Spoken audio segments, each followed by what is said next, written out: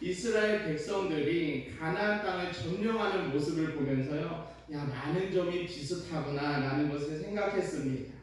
그런데 오늘 특히 그 중에 한 가지가 오늘 이 길갈에서 이제 이 기브온 족속들 주민들을 통해서 전쟁을 하는 것에서 큰 은혜를 느꼈는데요. 오늘 말씀을 다 잘 아시다시피 이 여호수아와 이스라엘이 요단강을 건너고 여리고성을 치고 아이성을 점령한 일이 가나안 온 땅에 퍼지게 됩니다.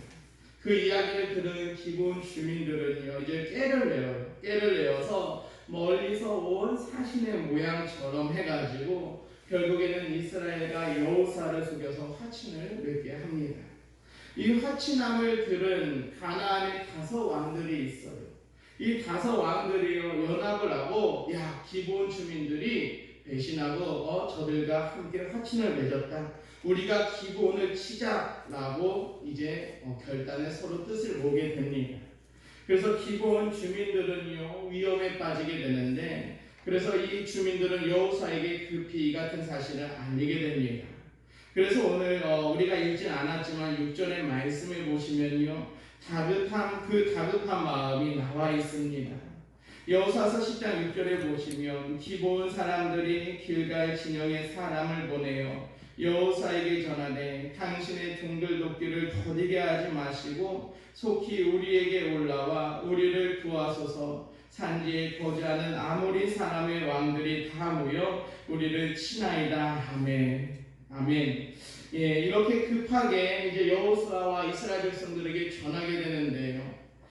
기브온 주민들의 이 연락을 받은 여호수아는 상황이 다급해지자 모든 군사와 용사를 더불어서 길갈에서 기브온을 향해서 이제 출동하게 됩니다. 여호수아와 그 군대는 지금까지 많은 전쟁의 경험이 있었지만 지금 오늘 싸우게 되는 이 적군들은요, 어떻습니까? 예전에는 한 나라와 한 민족이 싸웠다라면 오늘은 무려 5 나라의 왕이 연합해서 싸우게 되는 엄청난 전쟁이라는 것이에요. 이 전쟁의 과정 속에서 결국에는 승리케 하시는 하나님을 바라보시는 시간이 되셨으면 좋겠습니다. 그래서 오늘 이 시간 우리가 가장 먼저 이 말씀을 통해서 받아야 될 은혜는 주님의 음성을 듣는 주님의 귀한 종들이 되셨으면 좋겠습니다. 오늘 8절 말씀을 보시면요, 여호수아에게 주신 말씀이 기록되어 있는데요, 우리 다시 한번 읽어보시도록 하겠습니다. 8절 같이 한번 읽어보도록 하겠습니다. 그때 여호와께서 여호수아에게 이르시되 그들을 두려워하지 말라. 내가 그들을 내 손에 넘겨주었으니 그들 중에서 한 사람도 너를 당할 자 없으리라 하신지라. 아멘. 왜 우리가 주님의 음성을 듣는 것이 중요할까요? 우리가 말하는 중에 경청한다라는 단어가 있어요. 이 경청하다라는 것이 귀를 기울여서 듣다라는 의미가 있고, 공경에서 그 하시는 사람의 말씀을 집중해서 듣다라는 의미가 있습니다. 그런데 하나님 말씀에 복종하라라는 이 복종이나 순종의 어원의 뜻을 살펴보면요, 귀를 기울여서 듣다라는 의미를 가지고 있다는 것이에요.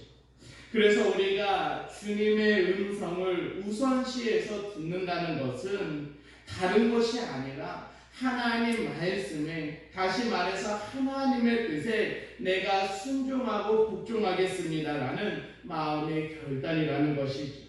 이 결단은 무엇입니까? 내 뜻과 의지가 우선이 아니라 내가 살아가는 모든 일들, 특히 우리 여기 계신 목사님들은 이 목회에 있어서, 이 목회를 하는 데 있어서 하나님 중심과 하나님의 뜻으로 하겠다는 약속이라는 것이, 그렇기 때문에 오늘 이 시간 우리는 목회를 함에 있어서 더욱더 다른 성도님들보다 중요한 것은 주님의 음성을 먼저 듣는 일이 우선시 되어야 할 줄로 믿으시기 바랍니다. 이 설교를 준비하면서요, 그래 창기야, 네가 그렇게 주님의 음성을 듣는 것을 소홀히 하니까 더 열심히 하라고 주신 말씀이라고, 어찌 보면 오늘 이 시간 목사님들 앞에 두고 저의 고백이고 반성입니다. 그래서 우리는 먼저 주님의 음성을 듣는 것이 필요한데요. 오늘 이 전쟁의 앞에 아이성 전투를 기억하십니까? 왜 아이성 전투에서 여호수아와 이스라엘 군사가 패배했습니까? 여호수아서 7장을 보시면요, 아이성 이 전투의 실패를 아간의 죄에 대해서 언급하는 것 같지만 실은요, 여호수아를 포함한 이스라엘 백성들 전체에 대한 죄에 대한 것을 언급하고 있다는 것이요. 그 죄가 무엇입니까? 바로 주님의 음성을 듣지 아니하는 교만함 때문에 아이성 전투가 패했다는 것입니다. 오늘 말씀에 보시면요, 본문 2절에 오늘 그 10장 2절에 보시면요, 아이성 전투 7장 2절에 보시면 이러한 말씀이 있습니다. 여리고성을 함락한 여호수아는요, 사람을 이제 베델 동편과 베다인 곁에 있는 아이로 보내어서 그 땅을 정탐하라고 시킵니다. 물론 정탐꾼을 보내는 것은 죄가 아니겠죠. 문제는 그 정탐꾼들이 어떤 사람들이냐, 이것이 문제라는 것이에요. 늘 그렇지만 사람을 잘못 세우면요, 그 한 사람으로 인해서 혹은 몇 사람으로 인해서 많은 사람들이 큰 어려움과 고난을 당하게 된다는 것입니다.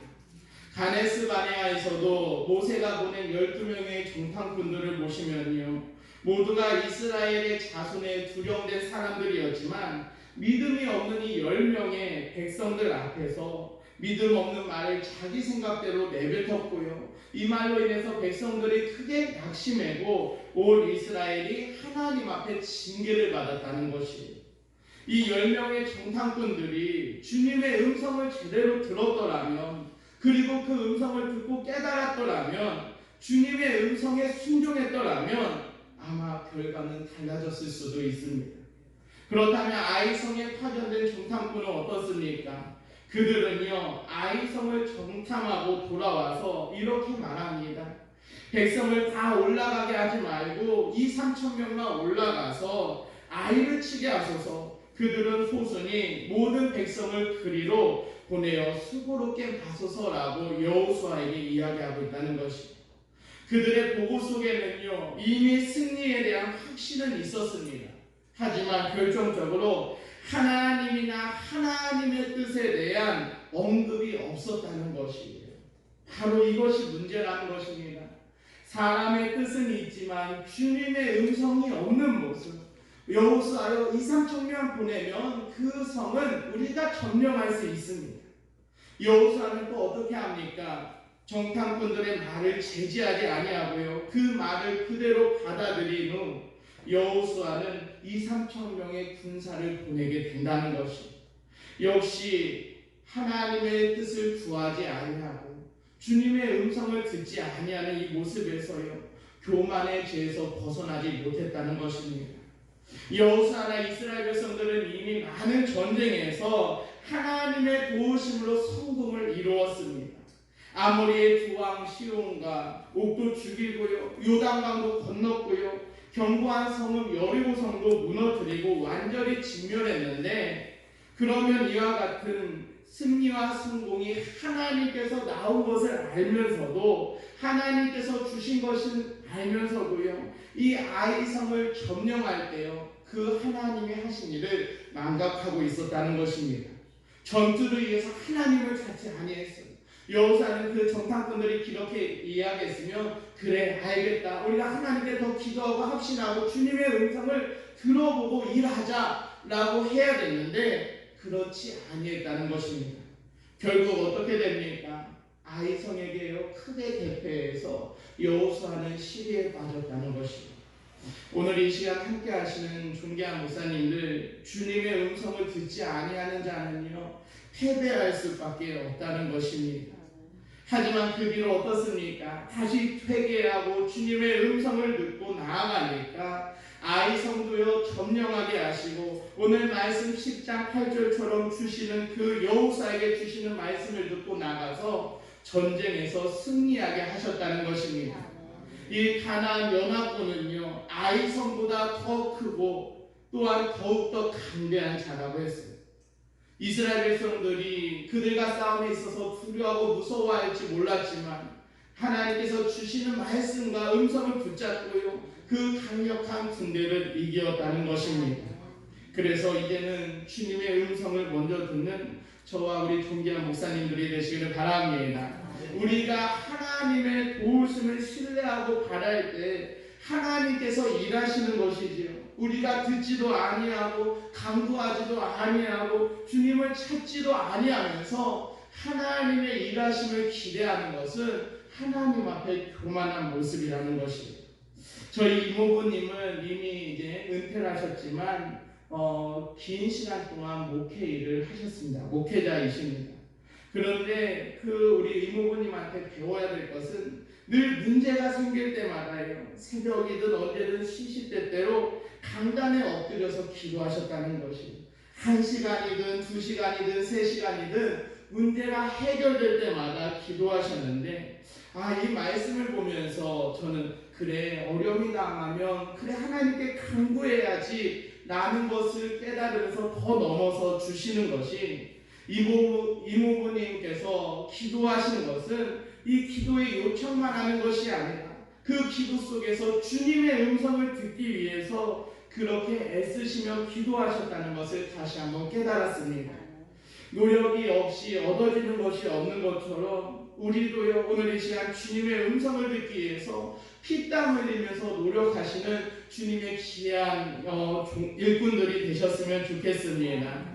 그럴 때 하나님께서 일하시는 것이 어떻게 일하시니까 그 뒤에 오늘 말씀을 보시면요, 환경을 변화시켜서 승리케 하셨다는 것이에요. 10장 10절부터 보십시오. 연합군을 이스라엘 앞에 패하게 하시고 병사들을 도망가게 합니다. 그런데 도망가는 병사들에게 하나님이 우박을 내리셔서 그들을 죽이시는 일을 했다는 것이에요. 말씀에 나오기를 이스라엘 자손의 칼에 죽은 자보다 우박에 죽은 자가 더 많다고 말씀하셨고요. 또한 여호수아는 적을 소탕하기 위해서 시간이 더 필요해서 태양과 달을 멈추게 기도했을 때 하나님께서 그 기도의 응답을 들어주셨다는 것이에요. 어떻게 태양과 달이 멈추겠습니까? 어떻게 지구의 자전과 공전을 멈출 수 있게 하겠습니까? 하나님께서 하나님의 영광 위에서 기도하시는 자의 응답은요, 반드시 들어주신 줄로 믿으시길 바랍니다. 결국 태양이 중천에 서서 머물러서 거의 종일토록 속히 내려가지 아니함을 통해서 여호수아가 적을 진멸하게 하신 것처럼 하나님께서요, 오늘 이 시간 우리 목사님들이 일하실 때 자연까지 움직이시는 놀라운 일을 베푸실 줄로 믿으시길 바랍니다. 환경도 바꿔주실 줄로 믿으시길 바랍니다. 그래서 사람이 생각하지 못한 능력으로 우리에게 일하심을 오늘 이 시간 믿으시기를 바랍니다. 이러한 것을 믿고 힘을 얻어서 이제 주님의 일을 능히 감당하시는 주님의 귀한 우리 예수교대한 감리의 인천지방의 목사님들이 되시기를 바랍니다. 3일교회를 담임하시는 송태근 목사님이 쓰신 책이 있어요. 하나님이 다 하신다라는 책인데요, 그 책에 보면 이러한 이야기가 나옵니다. 송태근 목사님께서 이제 담임 목회를 미국에서 시작하셨는데 한국에서 부목사로 4년쯤 일하시다가요, 유학을 가서 35살에 교회를 맡게 되었다고 합니다. 첫 목회지니까 얼마나 열심히 일하셨겠습니까? 흑인들이 권총을 쏘아대는 지역일지라도요, 밤 12시가 넘은 밤일지라도 신방을 요청하시면 신방을 가실 만큼 앞뒤 분간하지 아니하고 열심히 일하셨답니다. 그렇게 목회를 하다가 이제 귀국을 해서 한 교회에 부임해서 수많은 일을 겪으면서 12년 정도 사역하시고 나니 피로감이 몰려온다는 것이에요.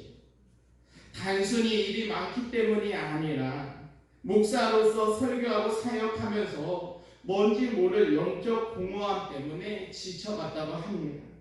그러다가 하나님과 독대하는 가정에서 마음 깊이 회개하였는데 그동안의 사역을 돌이켜보니까 목회를 자신이 혼자 하려고 했다는 것이에요. 혼자 용쓰고 골몰하고 애쓰다 보니까 지쳐가기 시작했다는 것입니다. 그러다가 어느 날 지나가시는 어떤 분이 하시는 말씀을 통해서 하나님이 행하시는 일을 보는 행복자로 살라는 이 말씀을 딱 들으시고요. 야, 이것이 정말 나에게 필요한 것이구나. 내가 혼자 목회를 감당하는 것이 아니라 하나님이 행하시는 일을 보는 행복함을 느끼는 자가 되어야겠구나. 라는 그 말씀의 가운데 은혜를 받았다고 합니다. 그렇습니다. 이 자리에 함께 하시는 우리 목사님들, 하나님이 행하시는 일을 보는 행복자로 살라는 말 너무나 멋지지 않습니까? 오늘 이 시간 하나님이 행하시는 일을 보시는 행복자가 되셨으면 좋겠습니다. 내가 하려다가 지쳐서 쓰러지고 주님의 음성 없이 살려다가 낙심하고 절망하는 것이 아닙니다. 그냥 우리는 주님의 음성을 듣고 그 음성에 따라가서 그냥 순종하면서 나아갈 때 모든 것을 하나님이 하시는 일을 보면서 그래, 역시 하나님은 살아계시지, 나를 위한 하나님이시지, 나를 위해서 일하시지, 그것을 보는 느끼는 행복자, 그 행복자가 오늘 이 시간 되셨으면 좋겠습니다.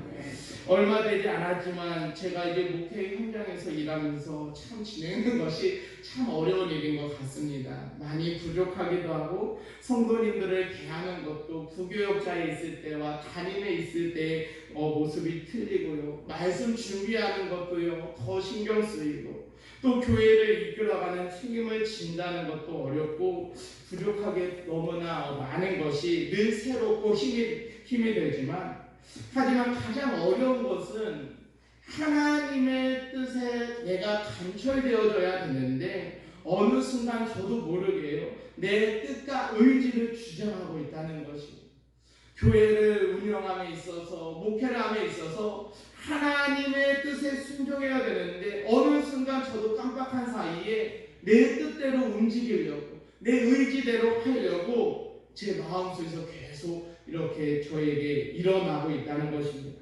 머리로는 내 힘으로 안 된다는 걸 알면서도 하나님을 그래 붙잡아야지 하는데 당장 나에게 주어진 또 다른 일을 해야 되니까 엎어져야 할 자리에서 엎어지지 못하고요. 그 일을 또 열심히 하고 나서 새로운 일에 부딪히면서 늘 이러한 선택의 기로에서 고민하고 있는 제 모습을 자주 발견하게 됩니다. 참 사람이라는 게 실핏줄 하나만이라도 잘못되면 꼼짝없이 누워서 수발을 받아야 되는 것이 인간인데도 이러한 연약함은 늘 부정한 채요 하나님의 은혜도 잃어버리는 모습을 제 자신을 볼 때마다 늘 주님 앞에 죄송스러운 마음을 가지고 있습니다. 그럼에도 불구하고요 제가 오늘 말씀에 힘입어서 하나님이 환경을 바꿔주셔야 내가 살고 목회가 살고 교회가 살 것이라는 것을 믿습니다. 왜 그렇습니까? 하나님이시기 때문에 가능하시다는 것이에요. 내 부족함을 그 하나님께서 채워주시고 나의 잘못된 것을 바로잡아 주실 것이기 때문에 내가 믿음 가지고 나아갈 수 있다는 것입니다.